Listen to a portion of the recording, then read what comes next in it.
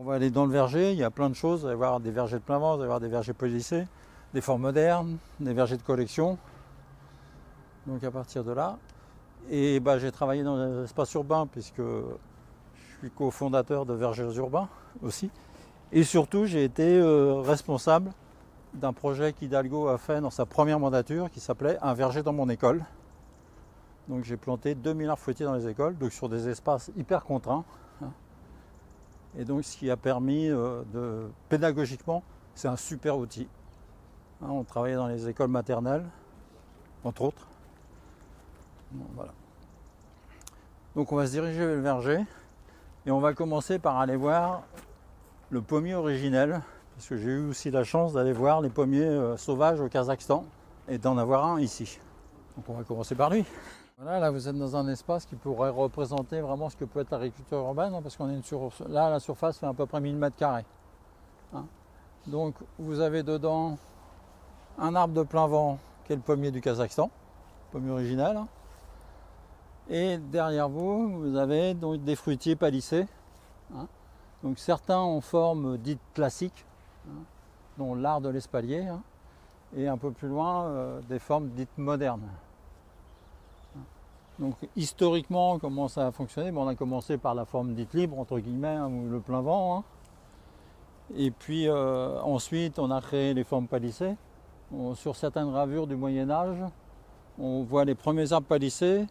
Vous savez, il y avait les cloîtres en fait, et puis des petites promenades. À l'époque, il fallait que les femmes aient le teint le plus blanc possible, ça représentait un peu la royauté. Et donc, ils les mettaient à l'ombre. Et donc, on s'aperçoit que sous ces tonnelles en bois, c'était des arbres de plein vent dont on avait attaché les branches pour faire ce système d'ombrage. Et donc, produire des fruits. Donc, voilà, c'est les premiers palissages. Puis après, ça s'est amélioré. On a créé tout un tas de formes. Que souvent les gens nous disent, enfin me disent, c'est de la torture, et moi je dis non, c'est de l'art. Parce que c'est vraiment de l'art. On fait des choses, on fait des formes qui sont des vraies sculptures, et en plus c'est des sculptures que vous mettez 10 ans, voire beaucoup plus à faire. L'intérêt de ces espaces-là, c'est que vous voyez que l'espace que ça prend. Donc vous comptez un cerisier en plein vent, c'est 100 m². Un cerisier palissé, puisque c'est faisable aussi, ça va faire entre 8 et 10 m². Donc l'arbre fruitier palissé nous permet d'utiliser des zones qui sont petites. Donc en milieu urbain, la première contrainte, c'est laquelle à votre avis? Pardon? Ouais. Donc là, on l'a déjà géré, on a déjà l'outil. Il y a une deuxième problématique dans l'espace urbain, c'est la lumière. On dit qu'en général, la moyenne nécessaire d'ensoleillement direct, c'est 6 heures. Ça dépend des espèces, donc on fait une moyenne générale. C'est un peu plus pour les arbres à noyaux, donc les arbres du sud, les pêchers, les cerisiers, les abricotiers. C'est un peu moins pour les arbres à pépins. Donc on est vraiment dans cette problématique que j'ai rencontrée dans les écoles, c'est justement des zones qui sont vraiment difficilement éclairées par le soleil. Mais dans ces cas-là, on peut jouer aussi avec la réverbération. Il y a beaucoup de murs blancs en fait. Et donc ça fait un peu miroir. On ne se rend pas compte, mais si vous prenez, je ne sais plus le nom de l'appareil là, pour les photos, on a les luminosité qui ne sont pas directes mais qui reviennent. Donc l'idée c'est d'utiliser ça. Donc là vous avez l'exemple type sur quand même un petit espace, combien on peut faire d'arbres. Donc avec certains ici qui vivent mal, parce que la problématique de l'école, c'est qu'on est avec des pH hyper élevés, on est des pH de 7-8, et malheureusement les poiriers, ils rament un peu.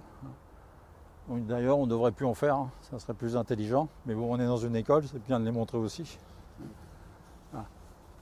Donc, plein vent, forme classique. Après, par exemple, si j'avais une école à planter du côté de la Défense, moi j'aime bien travailler avec les formes modernes, on est plus récent. Par contre, si j'avais un verger à faire vers Notre-Dame, dans le quartier du Marais, où là j'essaierais plus d'avoir des choses qui sont construites, donc une forme classique par rapport en fait à l'architecture. Donc on peut aussi jouer associer l'arbre fruitier un peu à l'architecture. C'est quoi une forme moderne pour un arbre? Alors, une forme moderne, c'est-à-dire qu'en fait, on s'est aperçu, bon, vous connaissez tous le problème des arbres dits de plein vent, c'est que pour intervenir, ne serait-ce qu'à la taille, mais aussi à la récolte, c'est problématique. Il faut du matériel, il faut des échelles. Donc, voilà, ça c'était l'avantage. Par contre, c'est un système de taille, quand on l'a compris, ça va assez vite. En fait, je ne sais pas si vous avez fait attention, mais on ira voir sur les pleins vents, comme ça je ne vous en parle pas tout de suite. Mais peu importe, c'est que sur la forme classique, c'est quand même accessible par sa hauteur, debout sur une brouette, pratiquement pour aller en haut, c'est à peu près comme ça que c'était pensé à l'époque. Et puis on a du fruit de qualité, parce qu'on sélectionne, alors que sur un arbre de plein vent, vous allez avoir des fruits petits, gros. Donc au niveau rendement, même si j'ai pas le mot, le plein vent, c'est beaucoup de travail, c'est des risques, parce qu'on travaille aussi avec des risques. Mais l'inconvénient des formes palissées, on en a parlé tout à l'heure, certains ont dit, la problématique c'est comment j'apprends ça, c'est compliqué. Sauf que c'est pas si compliqué que ça en fait. Mais bon, du coup les gens, et puis des raisons aussi, moins de travail, plus de rentabilité, toujours ce mot, et donc on a créé les formes modernes, qui sont de deux types. Donc quand on regarde un arbre de plein vent, finalement je vais être obligé de vous le dire ici, vous allez avoir en fait, moi je dis que l'arbre c'est une société, comme notre société à nous. Donc vous avez bien rigolé, dans notre société il y a des vieux, il y a des travailleurs avec une certaine expérience, il y a des jeunes travailleurs, il y a des étudiants, il y a des enfants. Et si on regarde bien, dans un arbre, vous avez aussi ça, c'est-à-dire toutes les branches qui sont très droites, très verticales, que tout le monde coupe, c'est comme si vous tuez tous les gosses. Parce que la jeunesse, c'est l'avenir. Donc dans un arbre, c'est pareil, la jeunesse, c'est l'avenir. Et puis finalement, cette branche-là, quand je la laisse, elle va aller à l'école de l'arbre, et elle va apprendre à se gérer. Donc en l'occurrence, elle va pousser en hauteur. Et puis comme elle a poussé en hauteur, qu'est-ce qu'elle va faire? Elle va prendre du poids. Et au fur et à mesure des années, plus elle pousse, plus elle va prendre du poids. Elle arrive un moment où elle va arriver à ce qu'on appelle l'angle de fructification qui est favorable. Mais le problème, c'est qu'il y a 15 000 angles de fructification. Chaque variété, aujourd'hui, on considère qu'il y a plus de 6 000 variétés de pommes en Europe. Donc avec chacune un caractère qui lui appartient. Donc ça veut dire qu'à chaque arbre, et donc dans la formation on travaille beaucoup là-dessus, il faut se mettre devant l'arbre et lui dire « Bonjour, comment tu vas ?» Emmener une chaise, la réponse va être longue. Bon, voilà. Et donc en fait, là, elle devient productive, puis très productive parce qu'elle a acquis de l'expérience. Puis un jour, elle arrive à l'âge de la retraite, et donc comme tout bon jardinier âgé, on se courbe, on a mal au dos, et donc vous allez avoir cet angle-là. Et vous apercevez qu'au point haut et lumière, on va avoir un rajeunissement, qu'on appelle une régénérescence. Et puis celle qui est en dessous, s'affaiblit de plus en plus, et naturellement, elle disparaît. Donc, je vous ai parlé du pommier du Kazakhstan, il vit à 1900 mètres d'altitude, par moins 40 plus 40, c'est l'amplitude, et il n'y a personne qui les taille. Donc souvent quand je fais le cours sur la taille des arbres de plein vent, je dis ça et je dis le cours est fini. Finalement les plantes elles sont capables de s'auto-tailler, c'est que nous on a besoin d'utiliser plus de résultats. Les formes modernes en fait, qu'est-ce que j'ai fait? C'est que je vais accélérer ce mouvement. Et au lieu d'attendre que la branche elle arrive à l'angle de fructification, déjà je la prends et j'ai dit tu vas aller bosser tout de suite. Donc ça c'est ce qu'on appelle les formes par inclinaison, vous les apercevez là. Et donc on va pouvoir aussi voir ce qu'on appelle les formes par arcure. Donc pareil, une branche jaune, on la prend et hop, on la courbe. Et du coup on accélère leur mise à fruit. Le problème c'est qu'on accélère aussi leur mort. Donc un arbre en forme moderne, c'est 20-25 ans. Un arbre en forme classique, c'est 100-150 ans. Un arbre en plein vent, c'est 300 ans. À la tempête de 99, à l'époque, je faisais des interventions dans la vallée de Chevreuse. On a trouvé des poiriers de plus de 300 ans qui étaient tombés. Voilà pour la réponse des formes modernes. Hein. C'est l'exploitation de la plante par l'homme, quoi. Un peu ça. Les formes modernes, ça sera quoi? Les gobelets, enfin, Non. Ça sera quoi les formes modernes? Ça sera l'axe central, enfin toutes ces formes qui sont souvent en volume. Alors même si on peut travailler, mais on va aller voir, il y a une forme qui s'appelle le cordon Ferragutti, hein, qui est donc une tige principale, et après tout le reste, c'est simple. Donc dans les écoles, au départ, on plantait des formes classiques, jusqu'au jour où on m'a dit que c'était pas nous qui taillions, c'était les instituts qui allaient tailler. Là j'ai dit ça va pas le faire, hein. Et donc j'ai proposé ces formes modernes. Dans des formes palissées. Dans des formes palissées. On va aller voir. Ok, je suis arrivée à... Donc sur la forme classique, les branches charpentières d'un U simple est à 30 cm. Sur la forme moderne du U, vous êtes à 1 mètre. Et pourquoi? Donc moi c'est ce que j'appelle, ce système de taille, c'est de la taille tout ou rien. C'est pour ça que c'est facile à expliquer. Si la branche ne me plaît pas, parce que par exemple elle vient ici, devant moi, hein, ça veut dire que la lumière, du coup, quand tout ça c'est en feuille, va pas au cœur de l'arbre. Donc celle-là, je vais l'enlever complètement. Par contre, si je suis en latéral comme celle-là, et ben, cette branche jaune, ça c'est une branche de cette année. Hein. Et ben, qu'est-ce que je vais faire? Je vais la prendre et je vais l'arquer comme ça.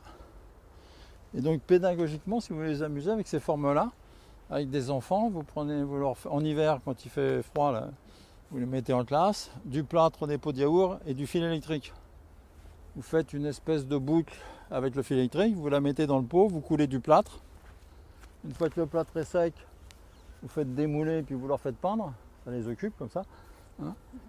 Et puis après ces pots, ils viennent et puis ils vont les attacher au bout des branches, c'est-à-dire qu'on remplace artificiellement le fruit. Parce qu'en fait, cet angle se fait, hein, suivant par exemple une cerise, le mouvement va se faire beaucoup moins vite, parce qu'une cerise c'est moins lourd qu'une pomme, tout bêtement. Hein. Et donc par contre sur les grosses variétés de pommes, là ça va aller assez vite, s'il se met à fructifier au bout, pof, tout de suite ça fait ça. Mais ça aussi, sans faire attention, quand vous avez cueilli des fruits, hein, vous cueillez et vous voyez que la branche elle remonte. Donc voilà. Et du coup ça va super vite. Hein. Finalement ce qui est un peu le plus long c'est le palissage. Voilà la grande différence avec forme classique et forme moderne. Et donc derrière celles qui sont derrière, là c'est de la forme par inclinaison, c'est-à-dire que là la branche on la prend et on va la mettre tout de suite à 45 degrés, au lieu d'attendre des années. En fait, souvent aussi, suivant les populations, parce que on a vu que les croqueurs de pommes, c'est des personnes âgées, quand ils vont planter un sion, eux, ils ne verront pas fini de former. Et ils n'auront pas de fruits avant 4, 5, 6 ans. Si vous êtes en forme moderne, et dès la deuxième année, ils donnent du fruit. Hein. J'ai des photos de choses, des sions ramifiés. Ils ont 2 ans, ils sont blindés de fruits. Donc vous imaginez bien qu'ils se fatiguent beaucoup plus vite, quoi. Ici, là, vous regarderez les pêchers, hein, d'apercevoir que en fait les écorces sont claquées.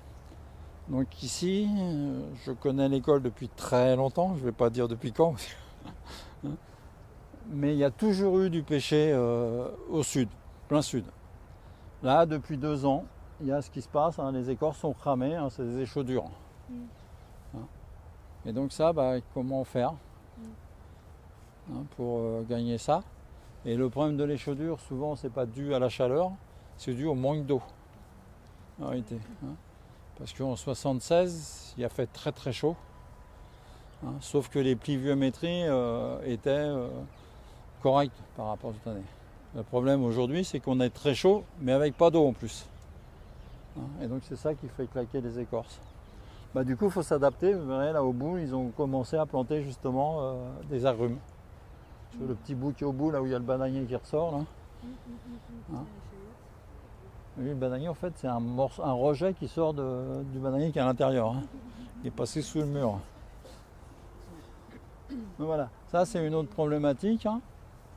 Et donc finalement, du coup, ça va aussi permettre à des espèces de pouvoir les planter à condition qu'on les ombre. D'où l'agroforesterie.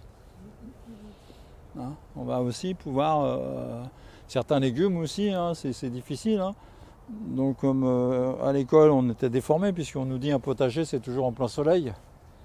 Bah, aujourd'hui si vous faites des salades en plein soleil, il y a de fortes chances qu'elles montent rapidement. En fait, si on les met à mi-ombre, eh ben, on a un peu plus de chance. Donc voilà, c'est souvent le plus dur, c'est de s'enlever un petit peu. On va dire le pêcher, bah, sud c'est mort. Hein. Et je sais pas, même la vigne aujourd'hui, elle souffre de trop en plein sud. Ça, aussi proche des murs, ça risque pas d'exploser le mur?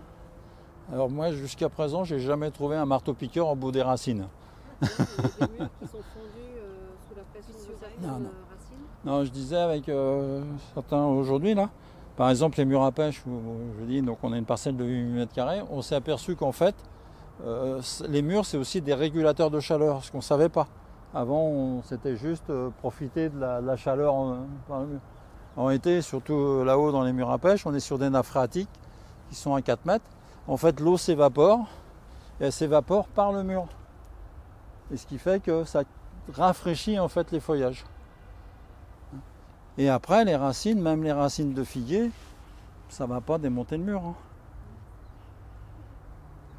S'il a de l'eau, en fait, la racine, elle va passer là parce qu'elle sent qu'il y a de l'eau en dessous, hein, et donc elle va aller chercher. Je vais vous raconter une anecdote. L'ingénieur du service de l'arbre et des bois où j'ai travaillé à la fin de ma carrière, un jour elle rentre dans mon bureau, elle me dit « Thierry, vous ne savez pas comment empêcher les racines de lever le goudron ?» Et donc je la regarde et je dis « Vous enlevez le goudron ?»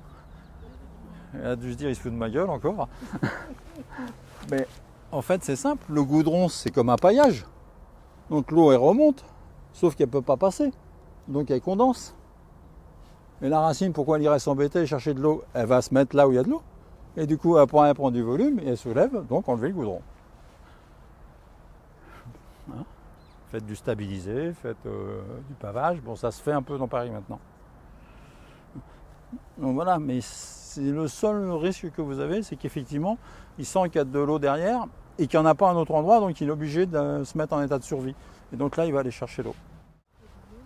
Donc on va aller voir l'ancêtre de la maison.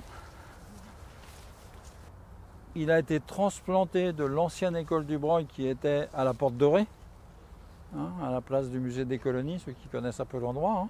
L'école, elle était là-bas, sa création, hein, par Haussmann et Alphand, puisque c'est eux qui ont créé cette école.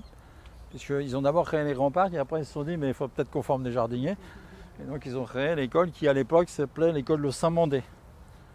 Et donc l'exposition coloniale de 1939, eh ben, l'école a dû déménager et du coup ils ont transplanté. Et donc c'est le sol qui reste de cette époque-là, hein, donc je vous dis transplanté en 1936.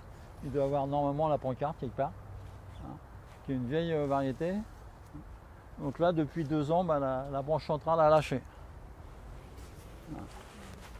Donc faites le compte. Hein. Du nombre d'années, parce que là vous voyez pas mais il y a une cheminée des serres là et moi j'ai une photo très ancienne dont on l'aperçoit, il est déjà formé, donc une photo qui date des années 50. Donc du coup la longévité des formes dites classiques, formes modernes vous n'aurez pas ça, hein. C'est clair. Est-ce qu'il est possible de transformer un arbre de plein vent et de le tailler progressivement pour qu'il Ouais, bien sûr. C'est possible? Il faut juste beaucoup de place. Ouais, parce que ce qu'il faut savoir, c'est que tous ces arbres sont greffés. Hein, donc un cerisier comme vous avez là, on peut le palisser. Si j'avais décidé le jour où on l'a planté de finalement faire un cerisier palissé, je l'aurais planté là contre le mur, sauf que je n'aurais rien planté d'autre. Oui, mais maintenant qu'il est là comme ça. Non. Non, voilà, c'était ma question. Non, non. On va prendre le long là. Vous allez voir, il y a ce qu'on appelle des formes en gobelet. Donc des formes un peu ouvertes comme ça. Hein. Donc cette ligne est intéressante. Donc les arbres fruitiers, il faut savoir qu'au minimum, vous avez 2 arbres. Sur un arbre, il y a 2 arbres. Qui est-ce qui nous raconte? En fait, il y a un arbre qui constitue le système racinaire, qu'on appelle le porte-greffe ou parfois le sujet, et un arbre. Et donc ce porte-greffe est hyper important parce qu'il nous permet d'adapter certaines espèces à des sols qui ne conviendront pas. Par exemple, je vous ai dit que le poirier n'aimait pas le sol calcaire. Et ici, donc, pour avoir un peu une chance d'avoir des poiriers qui fonctionnent à peu près, on les greffe sur le cognacier de Provence. Puisque le cognacier supporte le calcaire. Ça, c'est le premier truc, hein. Donc adaptation au sol, mais c'est aussi adaptation au volume de l'arbre que vous voulez. Donc comme le volume de l'arbre il est au prorata du développement racinaire, on dit que si on mettait cet arbre-là par terre, qu'on le broie, on aurait un tas d'une certaine hauteur. Si on arrivait à sortir toutes les racines, on aurait un tas une demi-fois plus grand que le tas aérien. Parce qu'il y a tellement de chevelus et tout un tas de trucs. Donc plus vous avez une plante qui est capable de développer de la racine, plus elle va être grande. Donc quand on fait un bonsaï, comment qu'on fait? On coupe les racines, ou on le met dans un espace restreint, comme ça il ne peut pas faire plus de racines, donc il ne se développe pas. Mais sauf qu'en pleine terre, là, on va utiliser les capacités, le caractère de chacun. Donc par exemple, dans les porte-rêves de pommiers, dans le temps, on avait le paradis jaune de Metz. Et donc c'est un pommier sauvage qu'on trouve encore dans les forêts. Les croqueurs ont fait du repérage à différents endroits. Et donc c'est un pommier qui, adulte, fait 3 mètres, grand maximum 4 mètres. Donc c'est un arbre de petit développement. Donc du coup, ils s'en sont servis parce que la pomme elle est infecte. Donc ils s'en sont servis pour greffer des variétés intéressantes. Donc plus vous avez besoin d'une petite forme, plus il faut avoir un système racinaire qui se développe peu. Dans le temps, il n'y avait pas tous ces porte-greffes, et donc pour limiter le développement d'un arbre aérien, on faisait ce qu'on appelait du cernage. C'est-à-dire qu'on allait couper à une certaine distance de l'arbre les racines, de façon à ce qu'elles ne renvoient pas l'énergie au printemps. Et donc on faisait ça en même temps que la taille, grossièrement. Pour continuer sur cette ligne, vous allez voir que comme ils sont quand même tous greffés sur le même port, vous allez voir qu'ils se comportent tous différemment. Sur leur port, en fait, leur façon de se développer, vous allez voir qu'ils ont tous des petites différences. Alors il faut une certaine habitude, mais donc je vous invite à remonter et puis les regarder. Donc c'est ce qu'on appelle les types de fructification. En fait, vous avez des arbres qui sont capables de donner du fruit de qualité sur des branches très verticales. Et il y en a d'autres, il va falloir, donc c'est ce qu'on appelle les types de fructification. Donc on a déterminé, on a fait un tiroir fructification de type 1, fructification de type 2, fructification de type 3. Par exemple, une Granny Smith, elle est hyper rentable, désolé, sur des branches qui sont complètement à la retourne. Or que vous avez des pommes comme la Belle de Pontoise, par exemple, qui est plutôt de ce genre-là, qui va avoir un bon rendement, quantité-qualité, sur de la verticale. Et les deux qui se suivent, là, celui-là et puis celui qui est derrière, vous allez voir, ils sont vraiment pareils. Ouais. C'est la même variété l'un et l'autre? Ouais. Et lui, c'est une variété différente? C'est une variété différente. Okay. Ouais, c'est ce que je dis, c'est pour ça que je vous ai dit au début, moi je les prends pour des individus, parce qu'ils ont des caractères.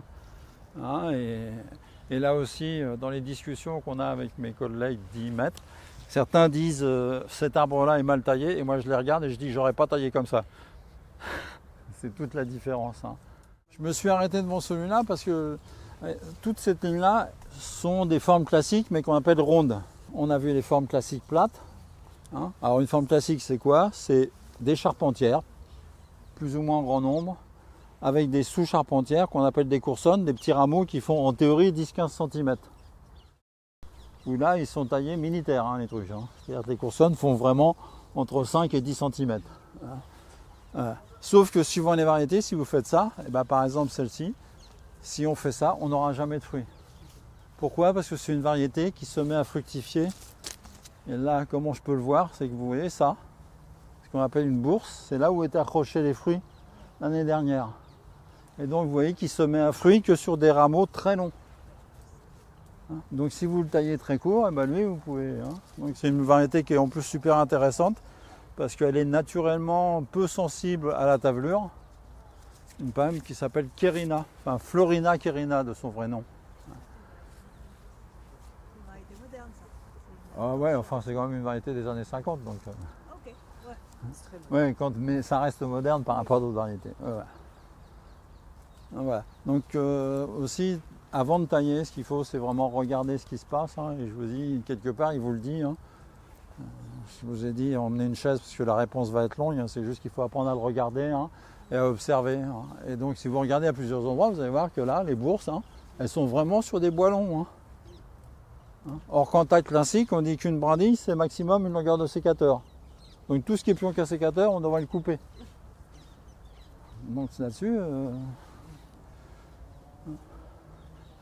Et donc c'est comme ça qu'on a appris, puisque là vous êtes dans les carrés de collection, qui est un peu réduit. Moi quand je suis parti, il y avait 285 variétés de pommes sur là. Donc tous les 2 arbres, on change de variété. Et du coup, c'est ça qui vous force à dire, c'est marrant, je les taille tous de la même façon, il y en a qui me donnent beaucoup de fruits et d'autres pas de fruits. Et à un moment, vous vous posez quand même la question, enfin, vaut mieux si vous voulez manger des fruits. C'est comme quand vous taillez, à un moment, vous apercevez qu'il y a un arbre qui a plein de pucerons, et celui d'après qui n'en a pas. Et en fait, c'est quand vous goûtez le fruit, vous comprenez pourquoi celui qui n'a pas de pucerons, il n'a pas de pucerons. C'est tout simplement parce que la pomme est beaucoup moins sucrée et que le puceron, il vient chercher du sucre. Donc comme quoi il faut revenir aux variétés anciennes, moins sucrées, pour avoir moins de problèmes de traitement. Au départ, vous les plantez, la greffe peut être à 10-15 cm, mais comme elle grossit, ça finit par se confondre un petit peu. Donc ça, c'est aussi le grand débat qu'on a eu il n'y a pas tellement longtemps. Quelle hauteur faut greffer? Bon. Après, c'est plus embêtant pour les pommiers, parce que les pommiers arrivent à se marcoter très rapidement. Mais sur les poiriers, vous pouvez enterrer le poirelet de greffe avant qu'il se... On a eu des démonstrations, parce qu'il y a un prof il y a quelques années, donc on avait une pépinière, on produisait nos propres arbres, et donc on lui fait planter une ligne entière. Sauf que quand il a eu fini la plantation et qu'on est passé, il avait enterré le porte-greffe, parce que le fil de fer était bas, donc il a mis la branche qui était à plat au niveau du fil de fer, donc il a enterré le bourrelet de greffe. Bon, on a laissé, on les a arrachés 15 ans après. Et ils n'avaient pas raciné. Vous faites la même chose avec le pommier, vous êtes sûr qu'il racine. Donc c'est pour ça qu'on dit que mais ne vous inquiétez pas, au bout d'un moment, le bourrelet de greffe finit par toucher, quoi. C'est normal, il grossit. Donc, celui-là, on n'a pas. Vous le verriez, si c'est une variété très vigoureuse, s'il s'affranchissait, ça pousse très fort.